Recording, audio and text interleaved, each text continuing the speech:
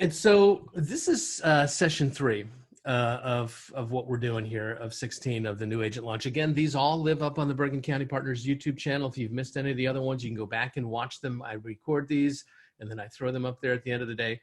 But today we're going to talk about systems and modeling. And why don't we talk about that as we're getting started in a career in real estate? Well, you know, here's why I think. I think our industry has some inherent flaws in it. I think there's a lot of great things about the real estate industry, but one of the flaws is that we force you to be independent contractors. And independent contractors is not simply just a tax filing status, right? We know that as an independent contractor, you have to file yourself. You don't get the same tax advantages sometimes as corporations do. And one of the things that you have to start thinking about in your own business is, does it make sense to become a small business, file as an LLC or an S Corp or whatever? And that's a conversation for you and for your accountants. But the problem that I see is, you know, you get 75 hours of pre-licensing training, and what you learn in that training doesn't prepare you to be successful in this industry. And I know, because I'm a licensed real estate instructor and I know what we teach. And what happens is, you know, you come in, you quickly learn that you don't know enough, and you're trying to get yourself as competent as you can through as much learning and observation as you can muster up, but you're expected right out of the gate to go out there and push yourself off as an expert. And no other industry does that. You know, in any other industry, when you become an independent contractor, what happens is you kind of get out there, you work, you develop some skills. And once you develop some skills, you decide, hey, why am I doing this for the company? I can take these skills and I can go out and do this for myself. But you've already developed expertise that you're bringing to the marketplace. And then you're kind of providing that service. Here, you have to learn as you go. And it's a challenge, and it's a flaw. And so I think there's a lot of things that we can try to do to help you shorten the curve. There's lots of things that we can try to do in terms of focusing training just like this on what's the most important stuff you need to learn first. If there's anything that you can do to go out there and follow and shadow some of the other agents who are already doing the business in your office, when you have opportunities to take a listing or you have opportunities to work with a buyer, I do think it makes sense sometimes in the very beginning to partner with a more experienced agent and kind of be willing to do it together, share some of the commission dollars with them so that you can learn from them. You know, we have two different ways of learning. We're either going to learn from our own experience or we're going to learn from other people's experience. And if you can leverage some of those commission dollars and pay to have someone else's experience shorten the learning curve, I think that's worth doing. So how do you shorten that learning curve? Well, you do it this way. You do it through modeling. Right? You do it through best practice modeling. And that's what our training is all about. All of the training that we do at Keller Williams is really not just us kind of throwing darts out there and saying, why don't you try this? Why don't you try this? We study the best practice of the top agents all around the world. And we kind of glean from them. What do they do? How do they do it? And we share that information with you. It's called modeling, right? Warren Buffett has a quote that I love. He says, when people tell me that they've learned from their own experience, I tell them that the real trick is to learn from other people's experience, right? That's the real trick. And so anybody recognize this guy? I have you all muted right now because there was a little noise in the background. Can anybody unmute or put in chat if you recognize who this is? It's one of the great names in real estate training. This would be Tom Ferry, right? Son of Mike Ferry. The Ferry family is sort of royalty in real estate training. And what Tom says is the shortcut to mastery is, he says, start your own R&D department, right? So if any of you guys have been in corporate settings, we know what R&D stands for. It stands for research and development, but not here. You know, what Tom Ferry says is the fastest pathway to success is to start your own rip off and duplicate department. Find people who are doing something well and just copy them. Right? Just copy them. That's what R&D stands for. Rip off and duplicate. Anybody recognize this guy? Tim Robbins. What's that? Tim Robbins. Tony Robbins, exactly right. Anthony Robbins, the great training guru of all time. And I want to share with you just a quick little snippet of a video here, and I'm going to see if I can get out of this screen and open up this video and share my screen back with you, because I want you to just hear what Tony has to say about modeling. And I'm going to move my microphone over so you can hear him better. Here we go. Model someone who is already getting the results that you want. If you want to accelerate the tempo of mastery, find somebody that's already getting the result and figure out how they do it and do the same thing. Success leaves what? Clues. If someone is successful, not once, not twice, but consistently in anything, they're not lucky, they have a strategy. They may not even know their strategy, but they have one. And if you study them, you can figure out what it is, and you can save yourself decades of trial and error learning. This is the #1 secret for the things in my life that have worked that I've mastered. It's like, why? Why would I try and figure all this out when I can find the best on earth? Why am I writing the book I'm writing right now? 2008, people are wiped out financially, made me angry to see the system has not changed. Banks are doing the same things they did back then. It's a total disaster. So I thought to myself, wealthy people got even more wealthy. I'm fortunate enough to be wealthy. I did very well during that time. But not so wealthy people didn't. So I thought, how do I do something that's valuable? I said, I'm going to review 50 of the most influential people on the earth financially and convert their complex strategy to something average people can do. The stuff I've learned is mind-boggling, truly mind-boggling, because the wealthiest people in the world don't take big risks. I mean, you look around and you see people you think are big risk takers. You look at Richard Branson's friend. Like Richard Branson is not a big risk taker. He would tell you personally, his #1 thing is what's the downside. In every deal he goes, what's the downside? It's his first and foremost element. Great investors learn how to get asymmetrical risk reward. That's a big word for it. They risk a little for a big return. You still take risk, but if I'm going to risk, I want a big return. The average person risks to try to get an average return, and you're going to be wrong, and it's going to cost you. So I've learned so much by modeling them. You can do this with any area of your life. And that's Tony Robbins. Anybody have any reaction to that? I'm just curious as to what that little snippet triggered in any of you as you were watching what he was saying there. Anybody? You're all on mute, so if you have any kind of thoughts that I'd love you to share, you're going to have to unmute yourself a smidge on that one. No reactions at all to Tony and modeling? I thought it was good or different that he pointed out that if they're taking a risk, they're looking for a big reward, as opposed to most of us that we're taking a risk and making just an average return. And saying how these people are saying, well, if I'm going to risk more than I usually risk, I'm going to expect a huge return. And that's something that a lot of us don't do because of fear, or I guess we're afraid to get out of our comfort zones. I think you're right. And, that's the definition of an entrepreneur. To be successful entrepreneurially, and guys, if you're going to start your own real estate career, you have to behave a little entrepreneurially here, right? But entrepreneurs are risk takers, but they're not gamblers, right? You heard him say, Richard Branson is a friend of his, that Richard Branson and Elon Musk is the same way. These are guys that take big risks, but they don't just kind of willy-nilly throw something out there without doing their research and taking a calculated risk. They learn, they study, and there's asymmetrical risk reward is what he was talking about. But the takeaway here is, if you want to succeed and you want to shorten the curve, find somebody who's getting the outcomes that you want and just copy them, right? And so that's what this is about. We're going to share with you throughout all of your time here with Keller Williams, what are the very best models? What are the people who are succeeding at the highest levels, and how can you kind of copy what they do and learn how to do it for yourself and just shorten the curve to your own mastery? So one of the things we think about is this little graphic here. If you think about a stable business, and if you think about an unstable business, stable businesses are built on proven models. They use that as the base. And then on top of that, they put their own creativity. You are going to have to find your own unique value proposition. You are going to have to find your own unique market that you're going to really kind of niche down in.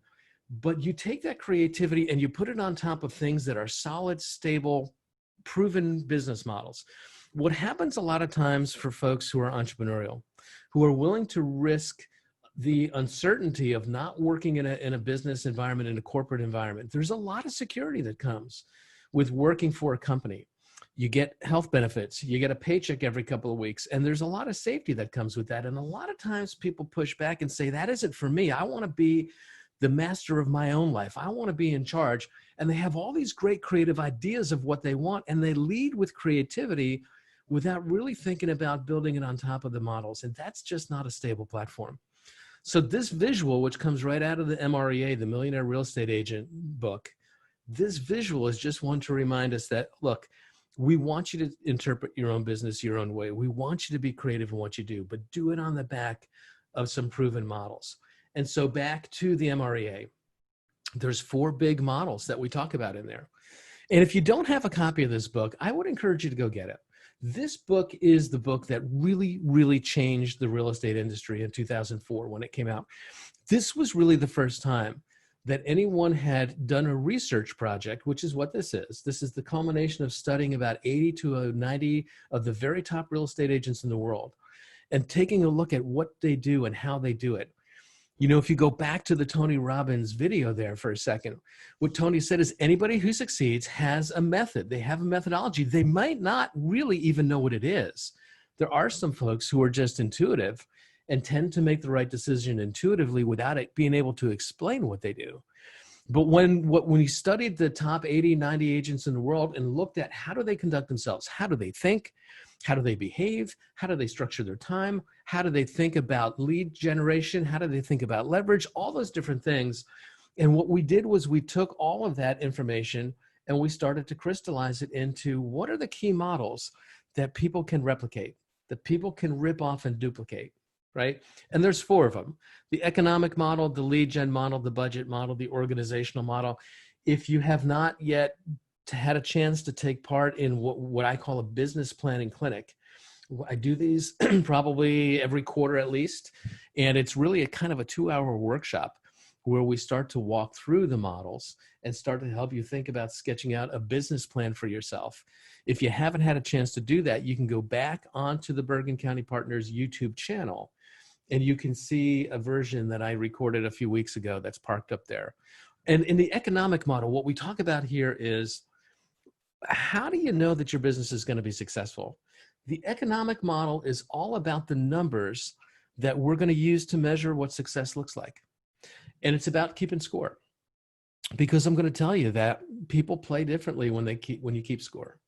I mean, imagine going to a football game and gosh, I'm lamenting the fact that I don't think I'm going to see football this season. Being a Giant fan, that may not be the worst thing, I guess. But the point is, imagine if seeing a football game where there was no scoreboard and there was no way to tell who was winning. The way you tell who's winning is by keeping score. And believe me, when there's a scoreboard, people play differently. I used to be a caddy as a kid, and I caddied at a country club up in Morris County. And what I can tell you is you got to force some of guys playing golf. And if it's just a bunch of guys on a summer afternoon playing golf and they're not really keeping score, they're just having fun, they play really differently than when it's tournament time. When it's tournament time, they're much more focused, right? Because they're going to be measured. They're going to be graded. So the economic model talks about what are the numbers that are going to measure our success, right? How are we going to know? And we track things like, what's the amount of gross commission income that we need to generate in order to fund the life that we want. In order to generate that kind of commission income with an average sale price of whatever it is in your market, how many closings would it take for that to occur? In order for the many closings to happen, how many of those should be buyer side closings and how many of those should be listing side closings? What we know is that buyers are typically the byproduct of controlling inventory. If you control the listing inventory, the buyers are just going to come to you. If you don't control the inventory, you have to go find buyers yourself, and it is more expensive and it is more time consuming. So once we know how many transactions we need, when we think about the fact that the model would suggest that for every listing that we take, when properly marketing that listing, we should get ourselves in a pathway of enough buyer leads that we should probably close pretty close to 1 buyer lead for every listing that we take. And that's what the model would suggest. And so we go back and we say, okay, then how many listings would I need to take?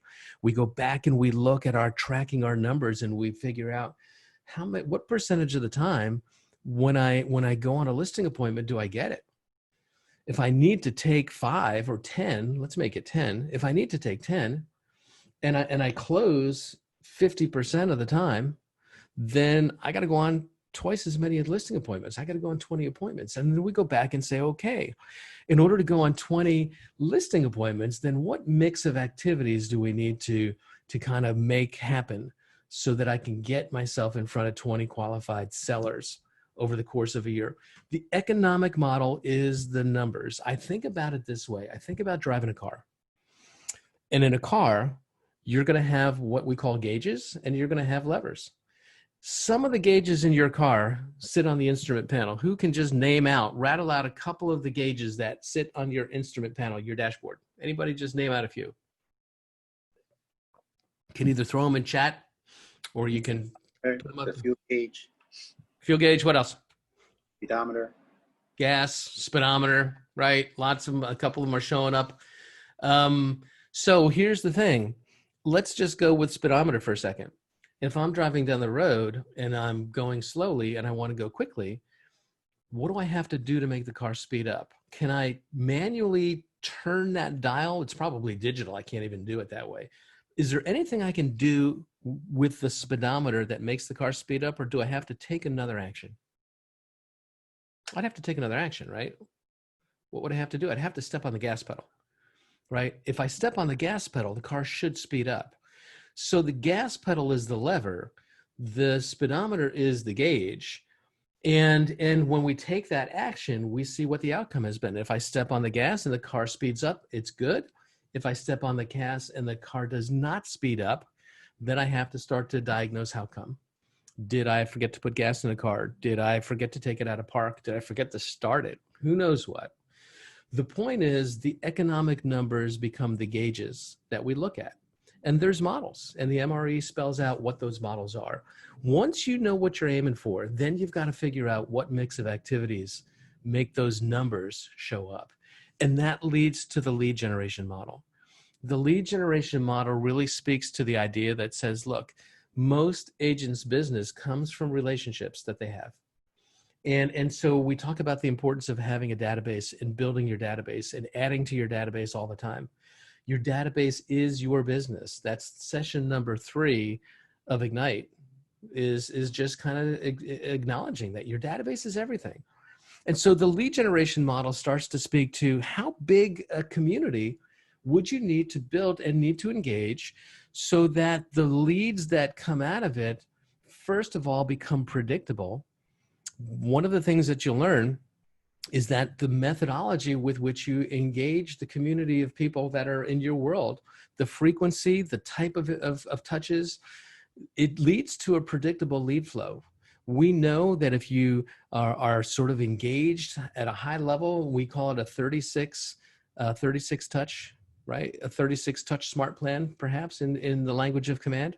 If I'm in touch with you 36 times a year, which is 3 times a month, what's going to happen is we're going to be connected enough that we know that conversion rate is about 10 to 1. For every 10 people in my world that I am that engaged with, there is one real estate transaction a year. Either they are going to use me or they are going to refer me to someone who will use me. But that becomes a predictable conversion. If we're only in touch, maybe more like a monthly, right? Once a month, maybe you get the newsletter from me for a whole year. That conversion rate is kind of 50 to 1. For every 50 people that are engaged at that level, the model would suggest there's 1 transaction a year. And so the lead generation model really helps you start to think about, how big a community do I have to build? How do I need to engage it? What methodology will I use to engage it so that the lead flow that comes out of this community becomes predictable and my business can become predictable? What I don't want for anyone is the roller coaster ride. And I've lived it. Believe me, I've lived it. I have been the guy who 3 o'clock in the morning is laying in bed with one eye open saying, after this afternoon's closing, I got nothing else in the pipeline. And I got a mortgage payment and I got a family to take care of. And what the hell am I going to do? I have lived that way until I learned these models, right? So the lead generation model helps you to think about building a community. Then there's the budget model. And the budget model really helps you think about, how do I make sure that I'm profitable enough? Or how do I make sure that I maximize my profit? The purpose of business, make no mistake, is to generate profit. If you're not generating profit in business, stop, reevaluate, and decide, do I need to fix things or do I need to find something else to do? Because it's only with profit that you have the money that it takes to fund your life. And so the budget model helps you think a little bit about how do I allocate the revenues coming in so that I can be as efficient as I possibly can be. And there's guidelines for that. And there's guidelines that kind of break down what percentage of your gross commission should you think about allocating for your educational needs, what percent for your technology needs, what percent for your lead generation. And those models exist in the MREA. I would put a little caveat there to say that when you look at those percentages, what they don't say is spend all of that money. What it says is try not to spend more than this level. To make it real, I'll give you an example. In the MREA, the amount of your gross commission income that is allocated to new lead generation, new lead acquisition is going to be about 9.5 to 10%. 9.5 to 10% of your gross commission income is what you have as your budget to generate new business. And that includes everything from a marketing standpoint. It includes from a prospecting standpoint, but things that are designed to generate new business is about 9 to 10% of your total revenue stream. And so when we think about that, it's important to know those guidelines because it helps you to make smart business decisions.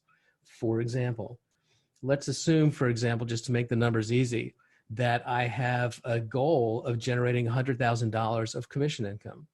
That would mean that my budget to acquire new business is about $9,000 to $10,000. We'll call it $9,500. And it's important to know because that's my budget for the whole year. And you're going to get solicited by people who are going to try to get you to spend your money. One company that does this really a lot is a company that is in the real estate space. They're a tech company in the real estate space. They're a company whose name starts with the letter Z. The word rhymes with pillow. I try not to say it out loud or I get hit by lightning, but you know the company I'm talking about.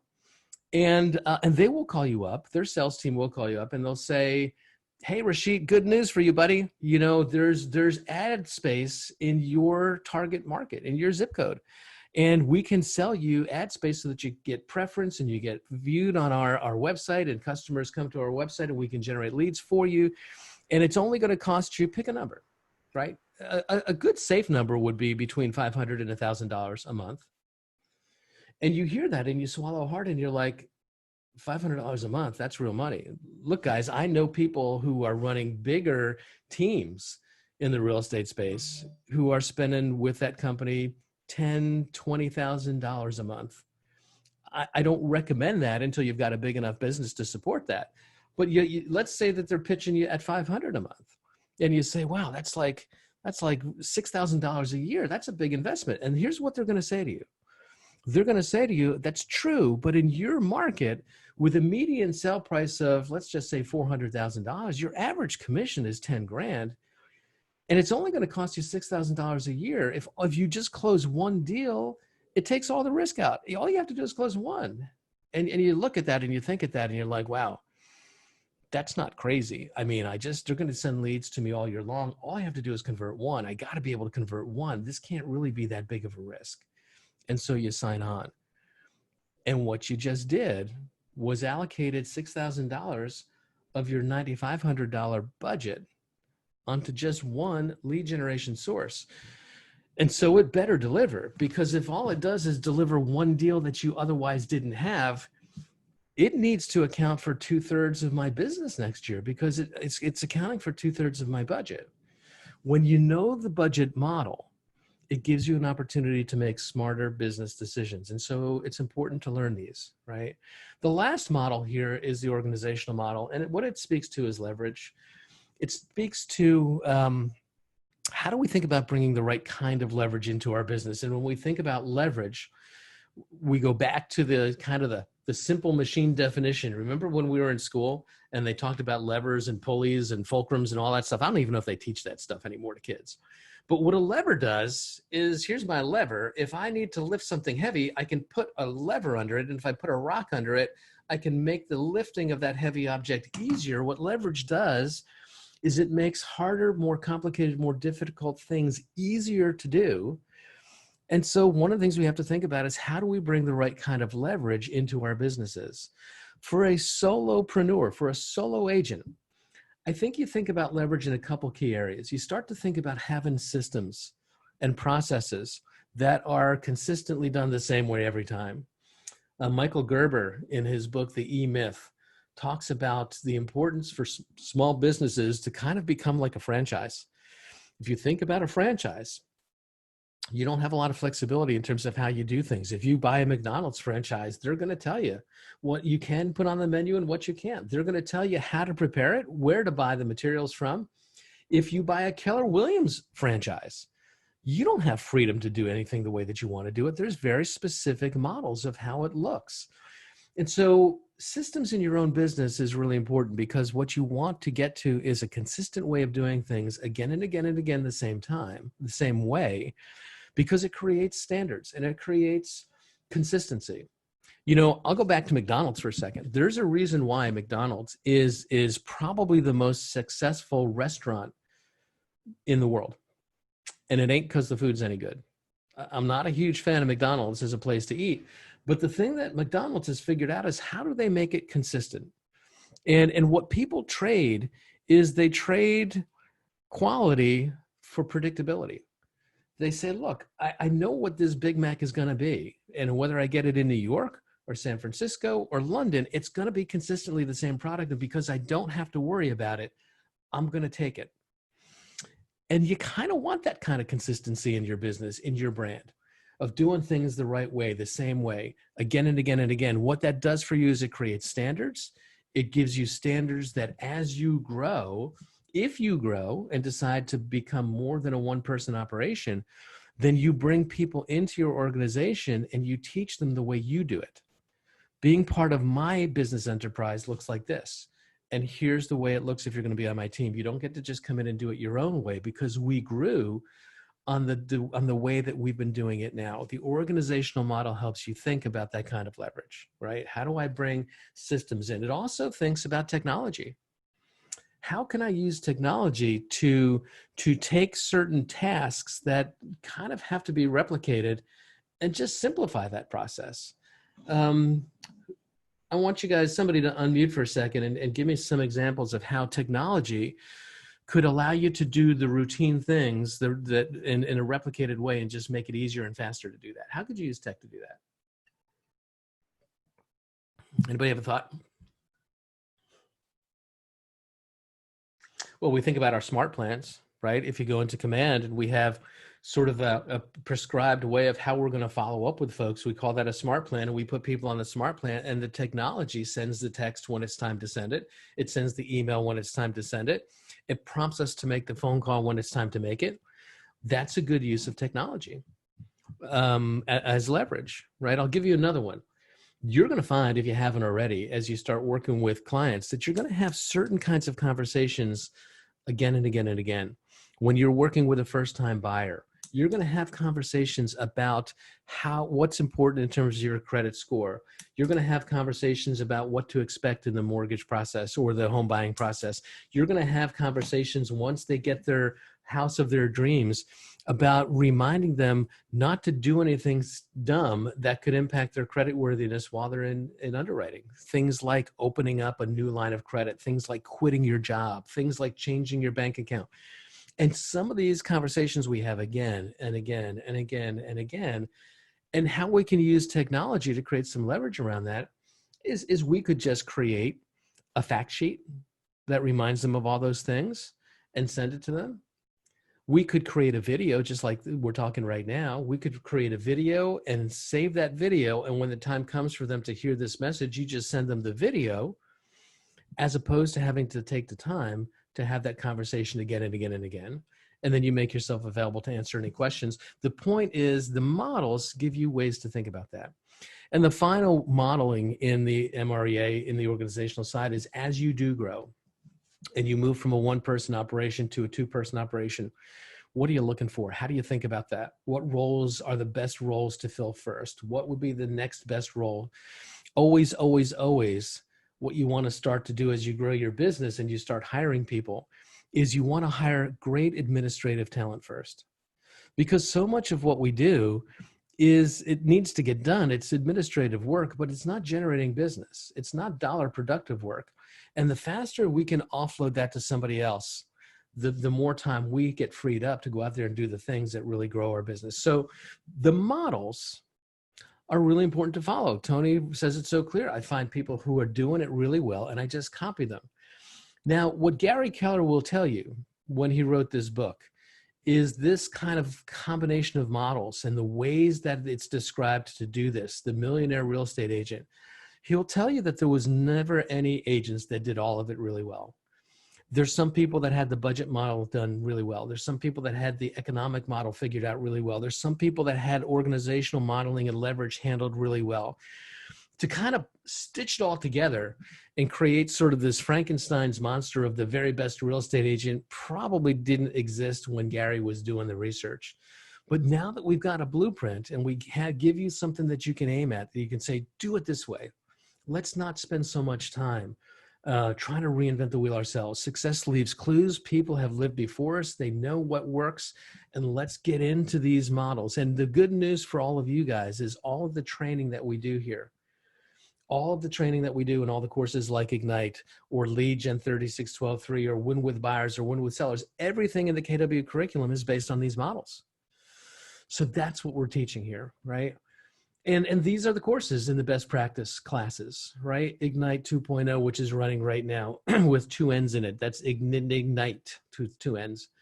Win with Buyers, Win with Sellers, Lead Gen 36-12-3, which is the follow-up course to Ignite. That will actually be starting the week after next because Ignite finishes this time around next week.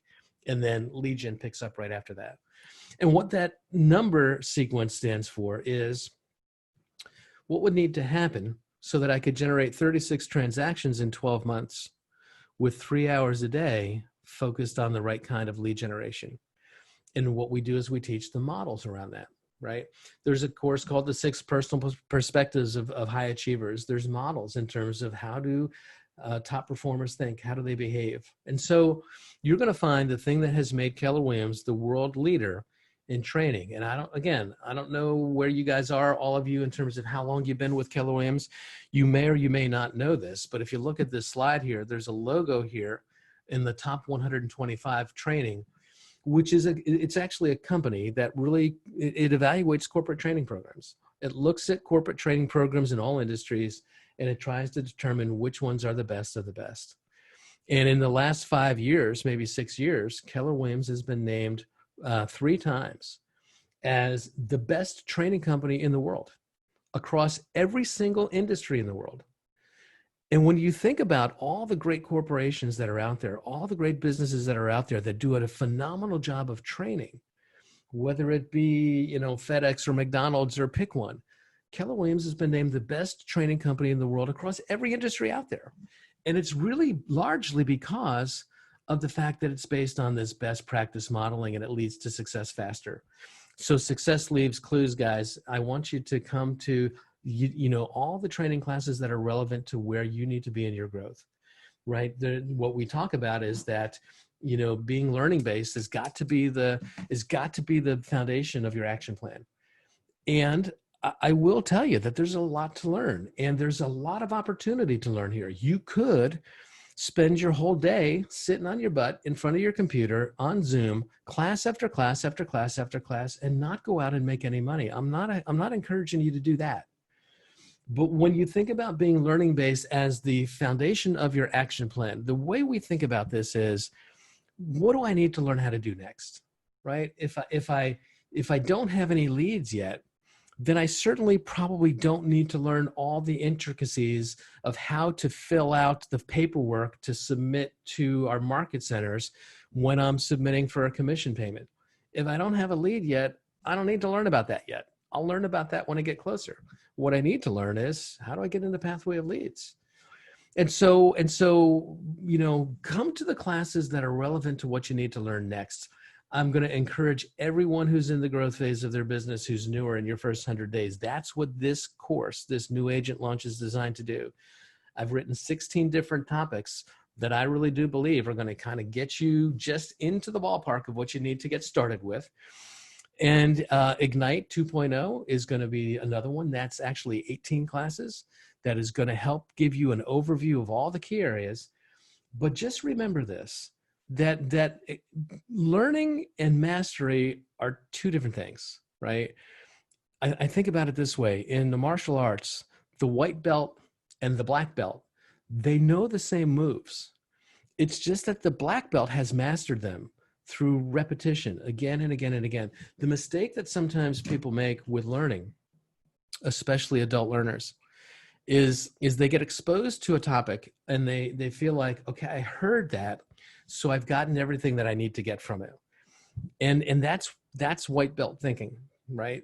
The black belt says, okay, I've heard it, but I need to do it again, and I need to do it again. And what I would encourage is that come back and revisit some of these classes, even though you've taken them before. And what's going to find is you're going to hear things differently because your business is in a different space. You've got different experiences to hang that on, and different things are going to jump out at you. I'll go back to the MREA for a second. That's a book that I've read personally, between reading it and listening to the audiobook, probably close to 15 times. And every time I read it, every time I listen to it, there's some other little light bulb that goes on and says, I never thought about that way before. And so take these classes, right? Just follow the calendar and see what's coming and take these classes. There's a couple other models that I just want to talk about here, concepts that come up a lot in what we teach. One of them is the 80-20 rule. And some of you may have heard of this and as referred to as the Pareto principle. In the realm of organizational design, it's called the theory of the vital few. But does anybody know what Pareto principle talks about, or what the 80-20 rule is about? I'd love to take a sip of water here and have somebody open up your mic and let's talk about the 80-20 rule. Who knows what that is?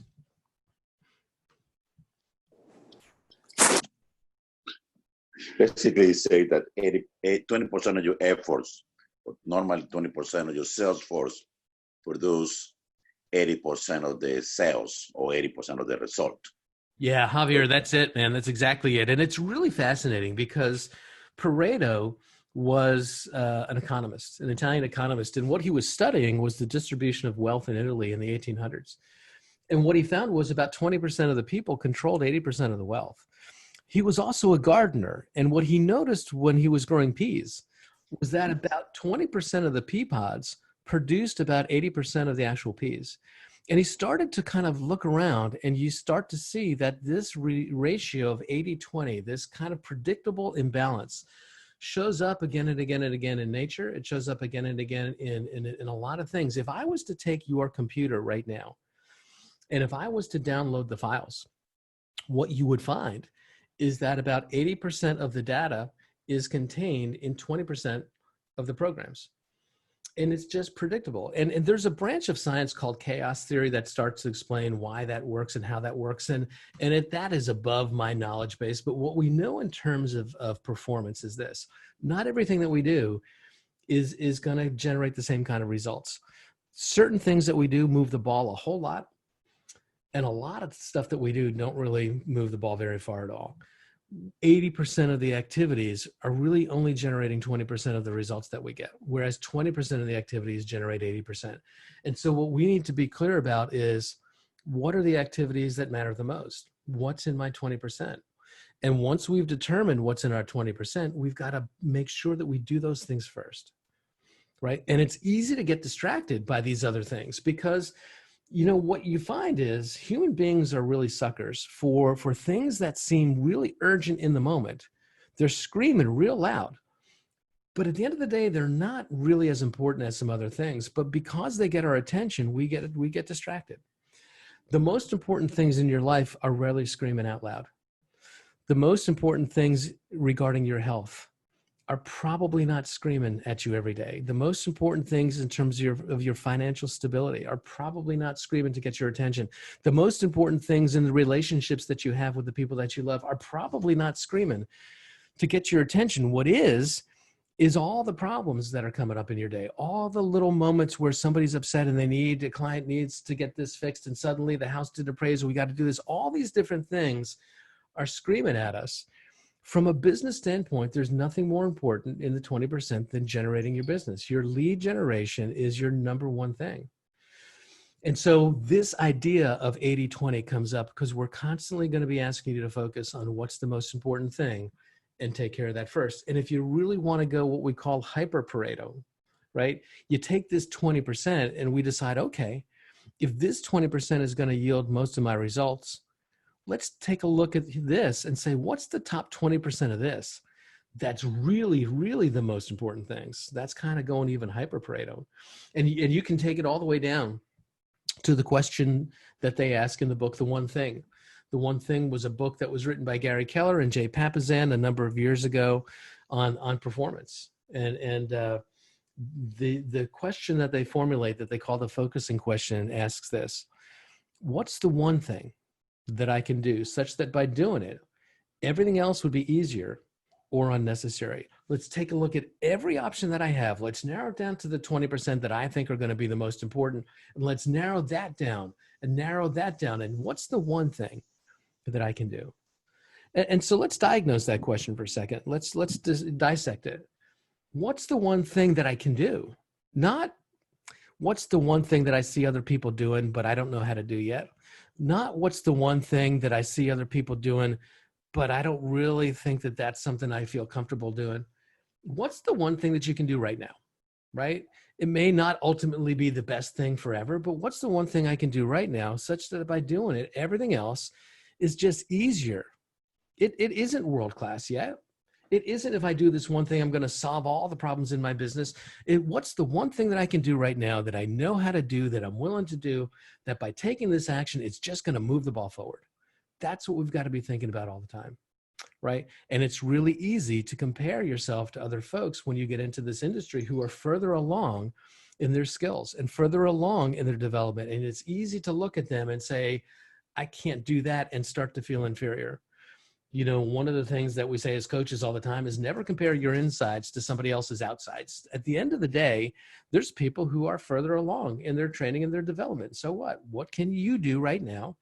And if you wanted to get closer to what they do, it's about modeling. Let's learn how they do it. Let's figure out what we're going to copy. How are we going to learn that? What are we going to do first? And 80-20 is just one of these models that comes up again and again and again. Here's another model for lead generation. It's called the habit loop. Anytime that you're trying to incorporate a new habit, and at the end of the day, guys, lead generation has to become a habit. What is a habit? A habit is just something that you do automatically without really thinking about it. Behaviors become habitualized when to not do them feels wrong, right? If you think about anybody who's got an exercise habit, maybe some of you may be runners, or some of you may practice yoga, or some of you may do whatever you do. When you don't do that thing in a given day, you kind of feel off. Something doesn't feel right. That's how you know that things have become habitualized, right? And it takes time. You know, it takes time. The research says that it depends on what the activity is that you're trying to create a new habit around. Some of them happen really quickly. Some of them take longer. The sweet spot, the research seems to indicate, is somewhere around 66 days. But when you're trying to incorporate something new, you have to kind of trigger yourself with a reminder to remind yourself to do it. Because you haven't been doing it all along, you've got to put a reminder in. And so for us, what we start to think about is, how am I going to remind myself to do my most important thing, my lead generation? I am a big fan of reminders in my phone. I set reminders all the time to try to remind me to do things. And so you set the reminder, and then you take the action. And then that action should ultimately lead to an outcome that creates a benefit, right? And then you remind yourself again, and you remind yourself again. And over time, through repetition, that new activity is going to become habitualized. One of the things we need to do is carve out time in our day to do our lead generation, and a different time in our day to do our lead follow-up, and a different time in our day to do our education. We call that time blocking, which I'll get to in another slide. But creating habits, you know, the thing that you're going to find is that Your habits dictate your future. I've shared this story sometimes before, but I did actually have a conversation with my dad years ago. My father passed away 7 or 8 years ago. But I remember when I was younger, my dad came to me one day and he said to me, you know, here's what I want to share. Here's what I've learned about life. And I'm like, ooh, this is going to be one of those great wise dad moments, right? And what he said was something akin to, you don't really have much control over your life. You know, whether or not you have a good job or a good house or earn a lot of money or marry the right person, you know, a lot of that stuff is largely out of your control. And I'm like, Dad, you're bumming me out here. Like this, if this is supposed to be some sort of wonderful father-son moment here, this is a little depressing. He said, well, hear me out. He said, the only thing that you can control is the behaviors that become part of your habits and part of your routine. And your habits are going to dictate the outcomes that you get. If you want to have finances, you're going to have to develop the right financial habits. If you want to have good health, you're going to have to develop the right dietary and exercise habits. If you want wonderful relationships, you're going to have to develop the right relationships habits. The only thing that you can control is what habits you adopt, and the habits are going to carry you the rest of the way through. And I said, you know what, Dad? That made sense, right? That made a lot of sense. So we got to think about what are the key business habits that we need to incorporate, right? And the other thing that I'll share with you, just a little hack. There's a great book that I love, this one called Atomic Habits by James Clear. If you ever want to read, this is the Bible on how to create habits. Tiny changes and remarkable results. What he talks about is sometimes when you're incorporating a new habit, it's easier to kind of stack it on top of an existing habit and let that existing habit be the reminder in that habit cycle. And so you start to think about, okay, what do I do routinely every day? And when I do that routine thing, then that's going to be the trigger to remind me to do the next thing. For example, maybe one of the things that I do, and I'm just coming off the cuff on this, I haven't really thought it through, but maybe one of the first things I do when I get to work is I open up my email. Probably not the smartest thing to do because it could be a huge distraction. But if that's my habit, then one of the things that will happen is after I open up my email, the next thing that I'm going to do is to stack the habit of lead generation right on top of this. I open up my email, I check what's there, and then I lead generate. When I stack the lead generation habit on top of one that's already there, it gets incorporated faster. The existing habit just kind of pulls it in faster. So think about what habits and routines you have in your business, what habits and routines you have in your life. What would you like to have in your life and in your business? And how do you stack the new habits that you're aiming for on top of the existing ones? You'll develop them faster. The thing I would say also around habits creation is it's easier to create a routine and a habit if we do it in the same time of day. We ask you to do your lead generation in the morning. That's the best practice model. And the reason why we ask you to do it in the morning is not because you're going to find more people to talk to in the morning. It's because you're going to be able to have more energy and be on top of your game better. It's because you have more energy that you're going to be able to push through the desire to blow it off. Because a lot of times lead generation isn't the most fun thing you could do. And there's a party that says, I don't really want to do this. And it's an act of will to override that. And willpower, what you're going to learn about willpower is it has nothing to do with your character. You know, a lot of people think that people that have strong characters can exercise willpower. And if I can't exercise willpower, it's just because I have a character flaw. Willpower is an energy state more than anything else. When you have energy in your body, meaning you're well rested, you're well hydrated, you're well fed. When you have energy, it's easier to push through and to do the thing that you don't want to do. When you're tired, when you're a little bit hungry, when you're just not at your peak physically, you know, that's when you fall off your diet. That's when you do the thing and you give in.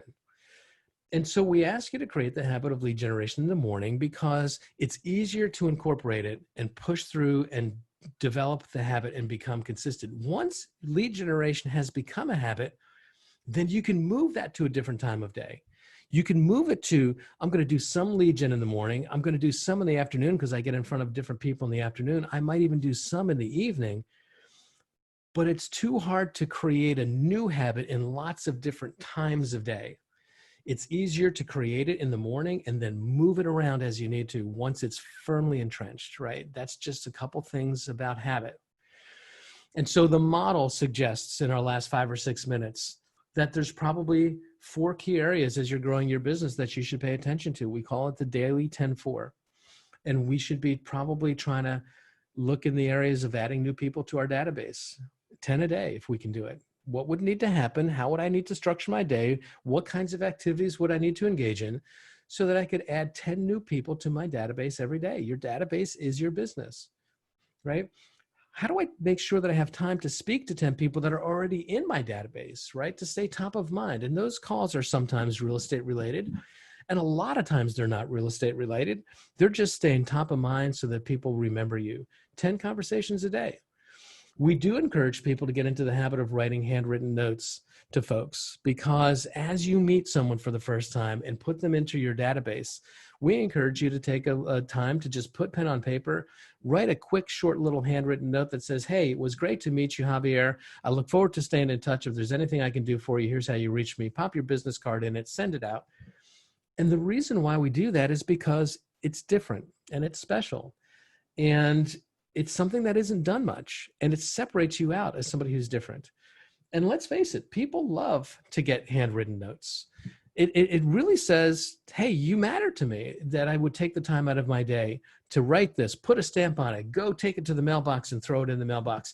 If you can do 10 of those a day to either the new people that you're meeting or people that are already in your database, what you do is you strengthen the relationship. A lot of people I know, they use social media not for any other reason than to just stalk their friends and look for things they can write notes about. For example, I could go online and I could see a friend of mine whose daughter had a baby, and they put pictures up and a beautiful little boy. And I could be one of the 350 people that put in the comment field, congratulations, I'm so excited. Or I could take that trigger event and I could go get a handwritten note and I could write, I saw on social media this week that your daughter had a boy. I am so thrilled for you. There's nothing like a grandchild. Congratulations. Pop that in the mail. That's going to have a different kind of impact. That's going to strengthen your relationship in a different way. And so that's one of the key things in the model of the 10-4. And the last one is preview inventory. Get in the habit of previewing homes. 10 a week in person, 10 a day online at least. And that's what the model would say. The last couple things that we're going to talk about here is accountability, right? Get an accountability partner. Figure out what your goals are. Here's what we know. What we know is that it's one thing to have a dream. It's one thing to have goals. But people who take the time to write their goals down on paper, written goals, 39.5% more likely to succeed than those who just have these vague goals in their head. When you take the time to write them down and make them real, you're more likely to succeed. But here's where the magic happens. When you have an accountability partner doesn't have to be a professionally paid coach. It doesn't have to be your team leader. It doesn't have to be anyone other than some person who cares about you, that you are going to report in with consistently about your progress. When you have a goal and you have an accountability partner and you check in with that accountability partner and you say, this is what I intended to do. This is what I did do. And the accountability partner is there to help you kind of just say, okay, what could you do different next time? You know, what could you do to not get distracted? How would you handle that? When can we talk again? When you have that kind of an accountability relationship in your life, what we know is that your chances of succeeding are 76% higher than if you don't have an accountability partner. So I would encourage you to get one. And as I'm looking at the clock, and this is our last slide, so timing is good here. If you want an accountability partner, I will help you do that. What I would ask you to do is go up into chat. And I'm going to have this open for the next 2 minutes, and then I have to close because I've got to start Ignite at 11. Go up in chat, put your name and your email address, and I will match you up with another accountability partner from this call right now if you want to do that. Because I just think having that kind of a relationship in your life, that kind of an accountability partner helps. And I know that that's a little intimidating for some of us. The idea of having to actually be held accountable to my words is a little intimidating. I'll share one last story as while you're thinking about whether you want to put your name up in there. I had a friend of mine, and this is what he did. He had some very big business goals, and he wanted to succeed. And here's how he held himself accountable. He had 2 little boys, and he told his sons that daddy has these goals at work, and if he achieves his goals, I'm going to take you guys to Disney. And if I don't achieve what I'm trying to do at work, sorry, but there's no trip. Well, when he came home from work every day, who do you think came running up the driveway to greet him? And what do you think they said? Hey, Daddy, how's it going at work? Are you getting close to hitting those goals? Hey, Daddy, we really want to go to Disney. Is there anything we can do to help you, Daddy? We're rooting for you, Daddy. We want to go to Disney. That's pretty high level accountability, right? Because he didn't want to disappoint his kids. And so he made sure that he did what he needed to do, right? So that's the whole notion here of accountability. Get an accountability partner, right?